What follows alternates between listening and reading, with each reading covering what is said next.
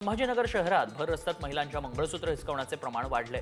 त्यात आता छेडछाडीची भर पडली आहे। बन्सीलाल नगरमधील रस्त्यावर महिलांची मोटरसायकलवरून जाणाऱ्या तरुणांनी छेड काढल्याचा प्रकार समोर आलाय।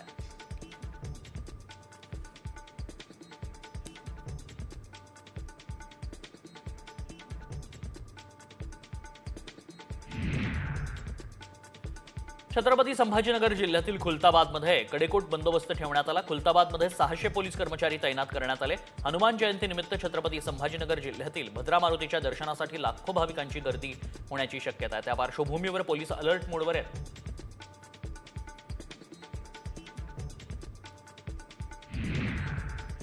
तुळजापूर ड्रग्ज प्रकरणामध्ये नाव येण्याच्या भीतीनं तुळजापुरातून जवळपास 100 लोक गायब झाल्याची माहिती सूत्रांकडून मिळते आहे। आतापर्यंत 35 आरोपींविरोधात गुन्हा दाखल करण्यात आलाय। यामधील 14 आरोपींना अटक करण्यात आली आहे।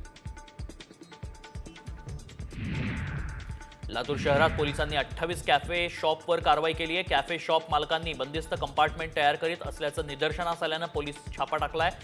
दरम्यान नियमांचं उल्लंघन करणाऱ्यांवर पोलिसांनी कारवाई केली आहे।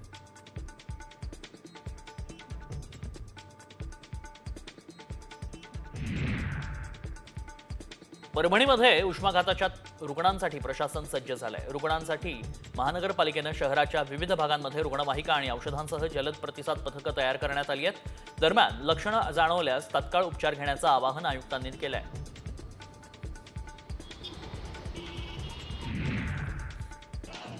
जालन्यातील भोकरदनमधील पारधमध्ये देवीच्या मिरवणुकीनं बालाजी उत्सवाची सांगता करण्यात आली आहे। त्यामुळे गावात उत्सवाचं वातावरण पाहायला मिळालं आहे। यावेळी विविध धार्मिक कार्यक्रमांचं आयोजनही करण्यात आलं।